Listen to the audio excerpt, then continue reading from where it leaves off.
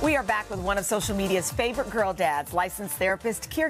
His practical approach to parenting makes him the perfect person to answer some of our viewers' questions. Kier, hi. Hi, it's good to see you. Happy New Year. Happy New Year. Okay, so we know that you're a licensed therapist. Yes. How does that play into life with your family? Sometimes with a lot of conflict. Knowing better doesn't always mean that you do better, but being a therapist gives me a unique lens into the way that how we treat children, how it matriculates into adulthood. So it gives me a little bit of a cautionary tale of what to look out for. It seems to me like vulnerability is one of your, cornerstones of parenting. And if I think about it back in the day, parents weren't always thinking about being vulnerable or opening up. But why is that so?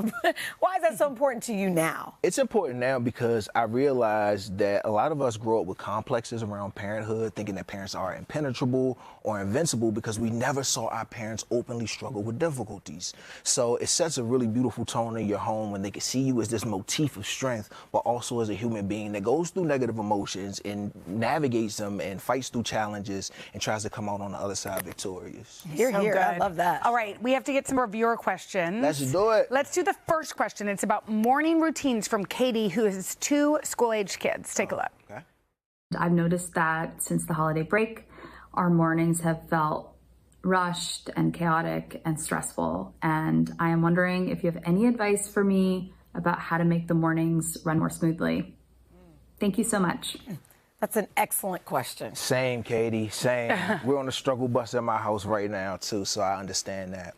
You know, it's just like when you don't go to the gym for a while or when you're out of practice with any routine that you have, you fall out of rhythm. And falling out of rhythm isn't a failure of systems. It's okay.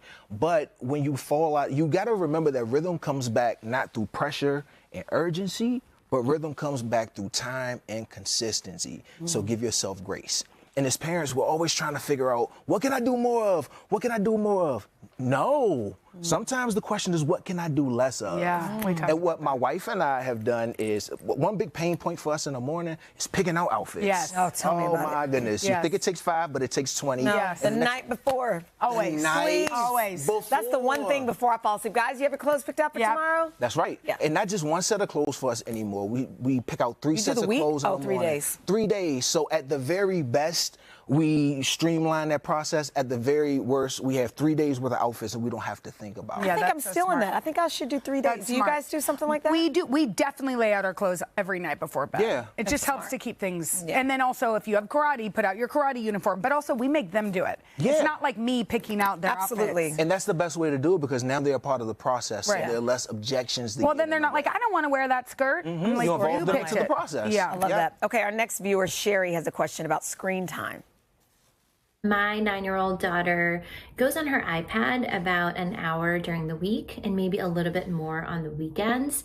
What is your recommended time of hours spent on the screen for her age?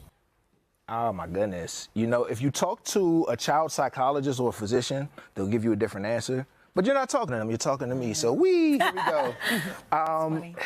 You know, when I go online and I try to find out this information, I find it to be all over the place and incredibly generalized. So in addition to whatever you Google or Chat GPT, it's also a good idea to pay attention to what is happening to your child. How does the screen time affect them? Are they more moody? Are they less responsive? Or are they cognitively and emotionally unremarkable? There are no differences. And if you use that as a North Star to allow you to make the decision. Well, what happens if when you take it away, they're like, no, we want it? Then what would you do? I think, with which child? Because my youngest, it's a different story than with my oldest. I think to me that's an indicator that there may be too much of a dependency on the device in order to fill in the gap of boredom or connection or to distract them from doing something that they want to do. So we feel that with other things at family time. We might whip out the Play-Doh, or we might whip out the board games, or maybe this is some silent reading and reflection time. And also, it is okay for your children to be bored. Yes, and it's okay to say no. Oh, it's recommended right? And to you say might have to say no and have a little tantrum, but that's life, man. And that's how you build resiliency with your children. You just have to stay put because you will absolutely feel like a terrible parent, but that doesn't mean that you're a terrible parent. Finally, Shannon, a mom of 3 boys, has a question about bedtime. 3 boys, woo. We're looking to some guidance on the bedtime routine. We're really trying to figure out what does a developmentally appropriate bedtime routine look like.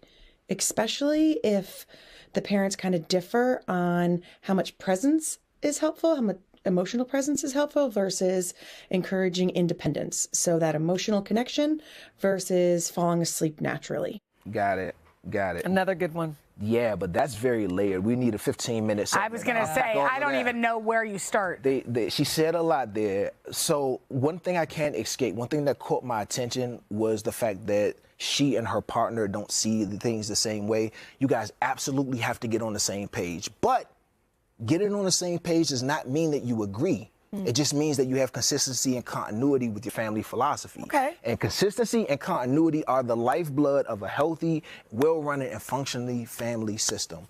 In terms of like the logistics of it all, you know, I don't think that emotional connection and independence are like the Montagues and Capulets. You know, it's not the Lakers versus Celtics. They're not ops. They're not fighting each other.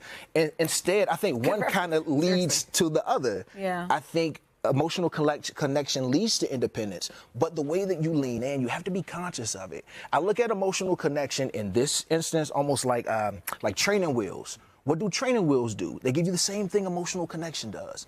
Stability, safety. But training wheels aren't designed to be on a bike forever. So is the goal then eventually, as your kids get a little older, they'll do the routines on their own? That's right. And more importantly, you can peel back a little bit. Correct. And they'll like feel safe. Like she has a little one. Mine are 13 Yeah. and 16. Do you know what I mean? But also, I have a 13-year-old too, so what I do with my 6-year-old is different than my 13-year-old. She doesn't, you know, need me to climb in bed. Sad. That's and right. read her. That's an excellent point, though. Yeah. She has littles. Yeah. So this isn't a forever plan. Yeah. This is right. Listen, sometimes survival breeds incredible Tell me about resiliency and I creativity. close the door and say, guys, the honor system. Everybody go to sleep on time. And there's nothing wrong with that. Yeah. There's absolutely nothing wrong with And I that. wake up, there are goldfish all over the floor. All right. Thank you so was much, great. Kier. Thank You're you all for always the having best. me. Always a pleasure. Thank you, honey. You guys, thanks for watching. I know. Come join us for all the fun every weekday on NBC. Yeah, and don't forget to take us along when you're on the go. Follow the Today with Jenna and Sheinelle podcast on Apple Podcasts, Spotify, or wherever you listen.